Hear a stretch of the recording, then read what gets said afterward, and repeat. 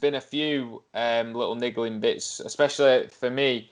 Mario Balotelli's comments about African players going back to Africa and starting their own league and putting money into their organisation because of the racist abuse that he's received since his time in European football. And I don't know about you, Nick, when I don't know if you know if you read it, but it absolutely disgusted me that some players feel like they need to get out of Europe to escape racist behaviour, for which there's no condoning it. There shouldn't be in society, and let alone football.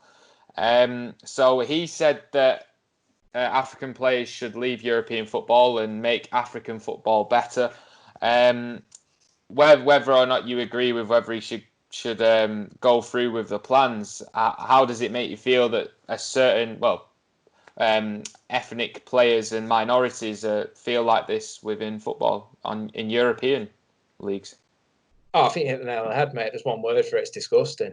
It shouldn't happen. Shouldn't happen. Doesn't matter whether it's on the football pitch, in a football stadium, on the street. Shouldn't happen at all. The problem is that it's been happening for many, many years, and there's not really been severe enough punishments, in my opinion, for it. You see sometimes England was it Bulgaria that we went and played? Yeah. And then they end up with a stadium ban. What good's a stadium ban? It's not going to stop them doing it.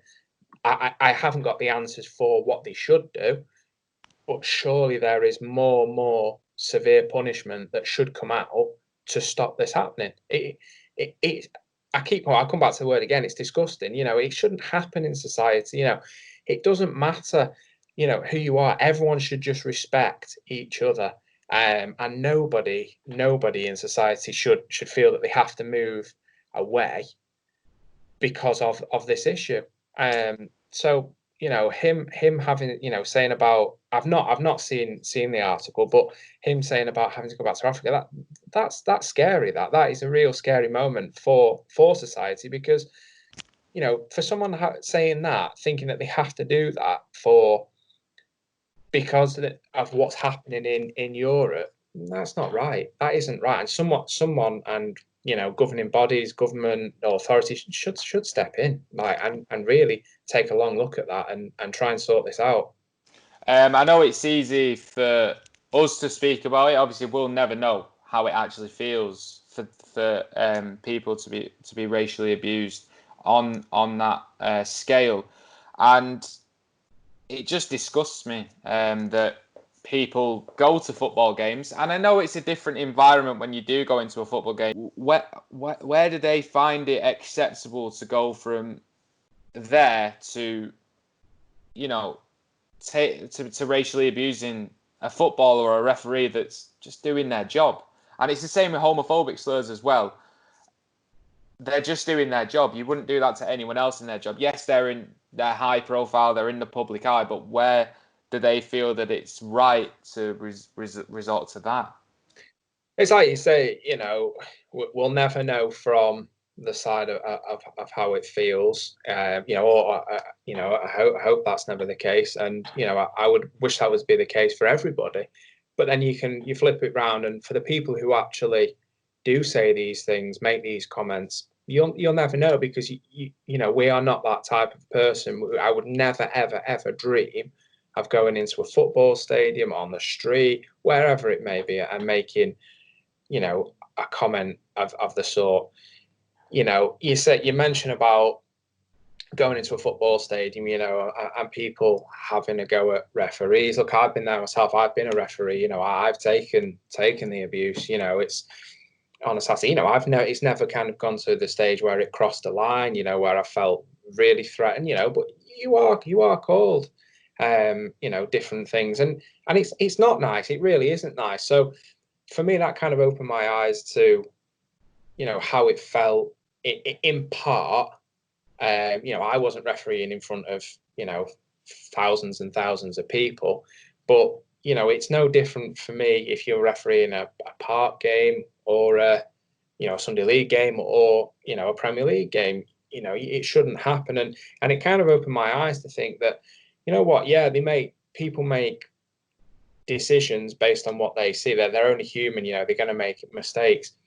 So, but people don't need to abuse them. We've got VAR in the game now. I know it's kind of going a little bit away from an off topic, but so to help the referees, and that's good. So people really shouldn't be making comments of any kind, to slag somebody off or to abuse them. It's just not acceptable. It isn't, is it? And there was another instance of that as well. I don't know if you saw Ian Wright. He was, I think he says he gets it a lot, and I just, so he received racist messages on Instagram, and he says it happens a lot, and he just reached the end of his tether. I applaud him for doing it, because why do people think because you're behind a screen or behind your phone that you can just send these messages to celebrities who probably won't even see them, or if they do see them, won't do anything? I'm glad he's took that step, and he said he's fighting it all the way. I can only commend him, but he's not the only one. Like, what goes through people's heads? This is where I struggle to understand it and struggle to talk about it, because I could never think, oh, I'm going to send Ian Wright this message. I don't get it. I do I'm not get it. exactly the same. I don't understand either, but I'm glad he's come out and and he's highlighted it. At the end of the day, yes, he's Ian Wright, yes, he's well known, but he's just a human. He's just a normal human being. So he should share it and he should get all the support that he needs, because it's disgusting. It just is disgusting. Like you say, you'll never know what goes through someone's mind to actually send a message like that. And I just think until the laws are changed and it's more severe punishment, is this going to carry on? Are people going to get away with it more and more? If they bring in severe punishments, people may, I would like to think would go, one, why would you do it anyway? But two, it might eradicate it from the game. I mean, people say, about things in society, and that are things coming down, are things getting better? Well, for me, no, because one case is bad enough. Whether you just have one case, it's bad enough. It should be a zero tolerance on it. Zero cases is where that's when society's getting better. And I agree. We shouldn't celebrate, a fall in cases when there are still cases. exactly, one's bad enough. One is bad enough, and that's simply how I see it. And as I say, I hope Ian Wright does get all the support that he needs, and fair play to him, and good on him for taking it all the way. Well, a majority of it was support, but I've seen comments on both of the cases that we spoke about. There's almost like a justification for it on social media. I don't understand it. So, with the Ian Wright one, some people said, "Oh, he's just a kid. You don't need to take it this far." Well, when I was a kid, I wasn't doing that. I'm pretty sure when you were a kid, you weren't doing that. We know the balance between right and wrong. Mario Balotelli's story as well. There's a lot of people saying, "Don't bite the hand that feeds you." Now he wants to. Why is he playing for Italy then? Get out of European football. Do you know what I mean? And it's just like they will never know how it feels, and we will never know how it feels to be racially abused at a football stadium, just trying to get on with your job. And it is disgusting that people feel the need to get out of our game because of that. And I don't know if you saw Dave Kitson. That was another thing from lockdown as well. So Dave Kitson he wanted to run for the head of the PFA. And, he said he wanted to change it for the better. He's on TalkSport talking about Raheem Sterling getting racially abused. And he said something along the lines of, it shouldn't happen, but Raheem Sterling is flashy on Instagram, and he shows his cars. When in the same Instagram, Dave Kitson has got pictures with his Lamborghinis and his Ferraris. So I don't understand. He said, "Oh, it's no justification," but just by him saying that is a justification of racist abuse directed at a player because of their flashy lifestyle. Listen, if Raheem Sterling wants to be an idiot, that's fine. He can be an idiot, but you don't. That doesn't warrant racist abuse.